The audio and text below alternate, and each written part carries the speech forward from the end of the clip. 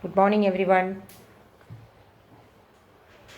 So, today we will see the rest of the chemical properties of S block elements, that is, alkali metals, we are now dealing with. We have seen the reactions with the air, that means oxygen to form oxides, then water to form the hydroxides, hydrogen to form the hydrides, halogens to form the halides. Now we will see the reducing nature of this alkali metals. What is the reducing nature of this alkali metals? Okay, so we know that the alkali metals are very strong reducing agents. Okay, so alkali metals are very strong reducing agents. Okay, reducing agent means it gains electrons. It helps in reduction, isn't it? So alkali metals are very strong reducing agent. And last session also we have said that lithium is the most, it is having the most negative value for the E0, that is the standard electrode potential, and sodium is having the least negative value. So both are negative value, and E0 is called as the standard electrode potential. We have said this, or we have discussed this, isn't it? So lithium is the most powerful reducing agent, and you can say in alkali metals we can say sodium is the least powerful reducing agent. Now the question is, who will say, or what confirms the reducing property, or which chemical property is mainly is due to, or it is mainly, what is the reason behind this negative value of this E0 value? That is in reference with the standard electrode potential. We know if it is having a more negative value of E0, we will say that it is a most reducing or strong reducing agent. So how will you make a decision that what is the E0 value, or how can you find the E0 value of this alkali metals? Okay, now the standard electrode potential will measure the reducing power, which will again, or which will be seeing with the three reactions we are following. That means it depends on, or I can simply say that the reducing nature or the E0 value simply depends on the three values or the three energies. One is the sublimation energy. Sublimation energy means, or enthalpy. Sublimation enthalpy or sublimation energy means, you know, enthalpy, the energy released when a solid is getting directly converted into gaseous state without going into the liquid state, or vice versa. So that sublimation energy. Then the second is ionization enthalpy. Okay, ionization enthalpy, and third is the hydration enthalpy. So the E0 value is mainly depend on the three factors, that is sublimation energy, ionization energy, and hydration enthalpy. And the overall, we will see the overall values and which one will have the most negative value. Then we can say, we will sum up all these three values, and then we will say which is the strong reducing agent and which is the weak, the least reducing agent. So having said this, the lithium, when we see for the lithium ion is very small, isn't it? The small size of lithium ion, the greater will be the hydration enthalpy. Okay, that is a funda. So smaller the ion, greater is the hydration enthalpy. So with the small size of this lithium, it has got a greater hydration enthalpy, and that accounts for the high E0 or the high negative E0 value, and thus it is a strong reducing agent. So if a question asked why lithium is a high reducing or a strong reducing agent, we can account by the three, that is the summation of these three: sublimation energy, then ionization energy, and enthalpy. So if we want to have an equation for sublimation, I can write it as M of solid giving M plus gas. So whatever energy is forming, that is sublimation energy. Correct. Now ionization energy, you know, M giving M plus 1 electron, isn't it? That means in the gaseous state, that is the difference. So that accounts for the ionization energy. And hydration energy means this M plus water. M plus water will give you M plus aqueous. So that accounts for the hydration energy. So in the case of lithium, lithium will have a very high hydration enthalpy, and when we overall sum up the value, then since this is having a very high hydration enthalpy, that lithium is having the most negative E0 value and thereby strong reducing agent. So is it clear? Okay. Now the last chemical property in this alkali metal is the reaction with the liquid ammonia. What is it? The reaction with the liquid ammonia. Okay. So we know that the alkali metals will dissolve in liquid ammonia. Now, then it will give a deep blue solution. The color can be very well seen. It's an observation. See, when alkali metals are very easily dissolved in liquid ammonia and it forms a deep blue solution. That means the solution is blue in color. And one more very important thing is that this solution has got a conducting nature. See, this solution has got a conducting nature. So if you have an observation, we can say it forms a deep blue solution when the alkali metal, if I want to have a generic equation, the alkali metal plus ammonia, it will dissolve in ammonia to form a deep blue solution which is conducting in nature. Conducting in nature means what? It should contain an electron. Is it mobilizing electron or mobile electron? Then only it will conduct. Or ion, it should contain an ion. The ion in solution, if it is a conducting solution, then who is responsible for conduction? Ions are responsible for conduction, or mobile electrons must be responsible for the conduction. Okay, so if I write a generic equation like M is the alkali metal plus an ammonia, and the ammonia stoichiometry we will say X plus Y, because any equation you can use this. Correct. So M plus X plus Y ammonia will give you, first a complex will be formed, that is M NH3 X times an anion plus electron and ammonia Y times, see, that is the difference, E, a mobile electron with ammonia Y times a negative charge. See, a cation and an anion complex is formed. And see the complex, why I put X plus Y? If it is X is given as 1 and Y is given as 2, here X will be 1 and Y will be 2. So depending upon the complex formation, you can have this X plus Y. Correct. So in this equation we can see, what we can see? You can see an electron. Correct. An electron in the solution. Correct. This is called as ammoniated electron. What is it? Ammoniated electron. And the blue color of the solution, you know, I have said that there is a blue color in the solution, and this blue color is given, or this is given by the ammoniated electron.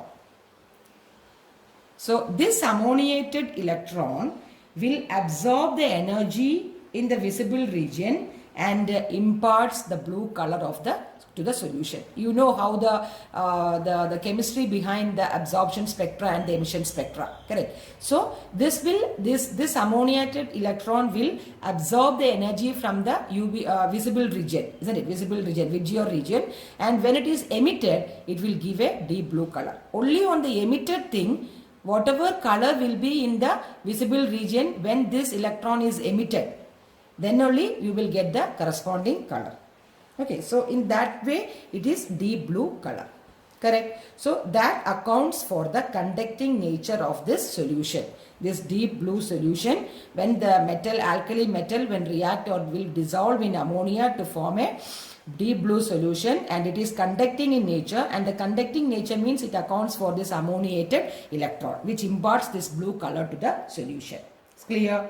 Then one more very important thing is this solution, as I said that one is, the first is it is conducting in nature because it is having an ammoniated electron. Second is it is paramagnetic in nature. See, paramagnetic in nature means what? It is having a unpaired electron, you know. So these solutions are paramagnetic in nature. So these two are very important points. One is conducting in nature and second is paramagnetic in nature. That means it will deflect in the magnetic field. Clear? Then this ammoniated electron, you know, this on this solution which we keep on some time, or which we keep on for a little more time, this will liberate hydrogen. See, that means this M plus, which is ammoniated, plus this electron plus the ammonia in this liquid state will form the amide MnH2. That is, this is also ammoniated plus half H2. See, when this solution is allowed to stand for some time, an amide is formed. Amide is NH2. Amide is formed along with the liberation of hydrogen. So this is also a little bit important. Okay, an amide is formed along with the formation of hydrogen. Okay, so but this is the case in the dilute solution. In the concentrated solution, what happens, you know, this blue color will changes to bronze color. You know, bronze color, this color, almost this color is the somewhat this color, no, this color is the bronze color. So in the concentrated solution, the blue color gets changed to bronze color, and the magnetism is also changed from paramagnetic to diamagnetic. Diamagnetic means it will not allow the it will not have any deviations in the magnetic this thing. Okay, so this is the difference between in dilute solutions and concentrated solution. So is it clear? So today we will come across with the two chemical properties. That is, one is the reducing nature.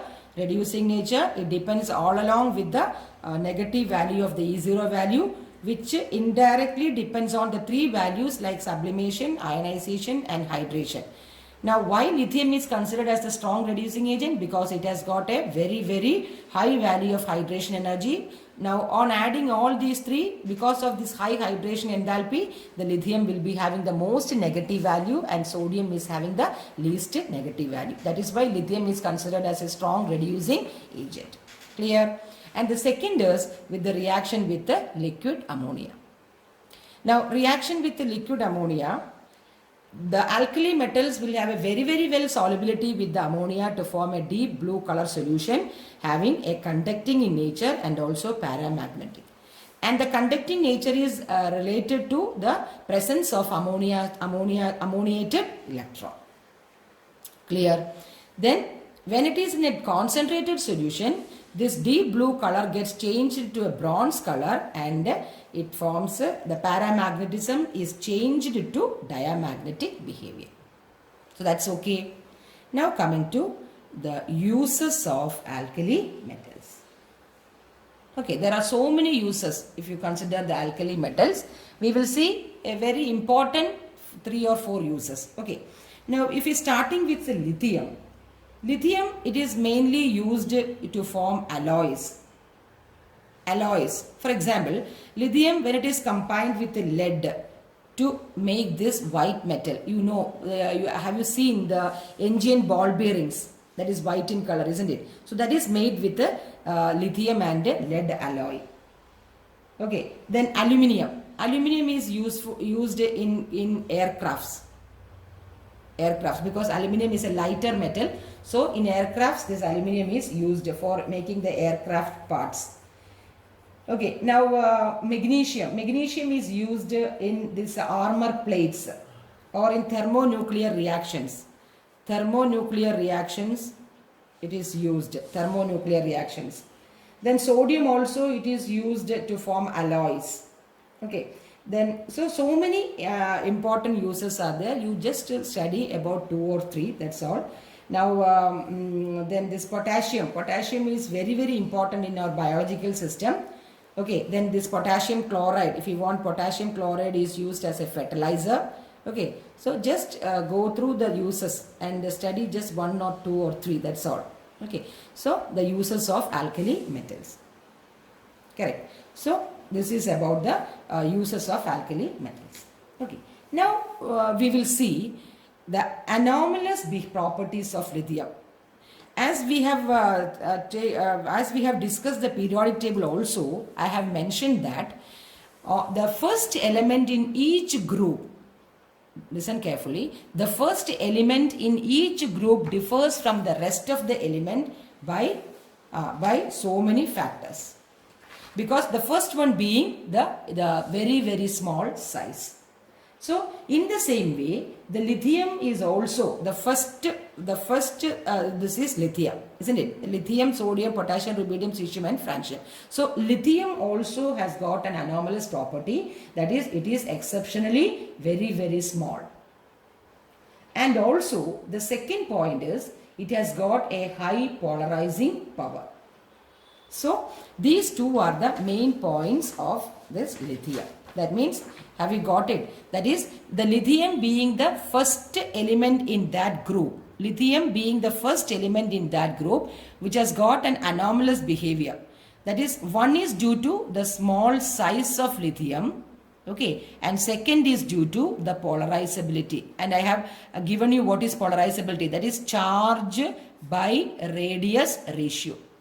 This charge by radius ratio is called as the polarizability. And lithium has got a high polarizability. That is why we say lithium is somewhat covalent in character. Even though we talk about this ionic character in alkali metals, lithium, beryllium, etc. shows some covalent character due to this high polarizability. Correct. So polarizability is nothing but charge by radius ratio. Okay. So as a result, there is an increased covalent character of lithium compounds. And that is why it is responsible for the solubility in organic solvents.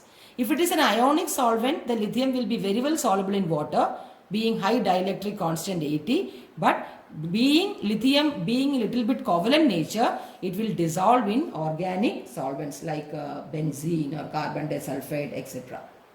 Okay. And now we know the lithium will show a diagonal relationship to magnesium, that we will see later. Then next we will see there are the differences between lithium and alkali metal. As I have said that lithium being the first element will differ. In every group or each group, the first element will differ from the rest of the elements. Correct. Now we will see what are the point of differences between lithium and other alkali metals. See, what are the point of differences between lithium and other alkali metals? Listen, the first is lithium is much harder than the other alkali metals in that group, that is sodium, potassium, rubidium, cesium, francium and francium. So that is the first difference, that is lithium is much harder, and by the same reason you can say this has got high melting and boiling point than the other alkali metals. Clear? The second point of difference is, lithium is the least reactive metal in that group 1, but it has got the strong reducing agent. It is a very, very strong reducing agent among all the alkali metals. And lithium mainly forms lithium oxide, that is the common oxide, lithium monoxide. It won't go for superoxides or peroxides. Okay, and lithium will form lithium nitrides, the exceptional case, because not any other alkali metals will directly react with nitrogen to form this corresponding nitride. So that is the point of difference between lithium and other alkali metal. Now the third is lithium chloride is deliquescent and crystallizes as a hydrate. Deliquescence means what? Deliquescent means it will absorb moisture from the atmosphere. Correct. And it forms a hydrate to form LiCl.2H2O. Whereas the other alkali metal chlorides do not form hydrates. You cannot say as NaCl.1H2O or 2H2O or something like that. But you can say LiCl.2H2O. That means water of crystallization. Isn't it? So, the water of crystallization. So, if you put in atmosphere for some time, it will loses its water of crystallization. That is deliquescent in nature. Okay. So, that is, other alkali metals does not form the hydrates. Okay. Now, the fourth point of difference is lithium bicarbonate is not obtained in solid form, while all other bicarbonates of alkali metals are in the solid form. So, if you want to talk about the difference, then we are going into all these details. Okay.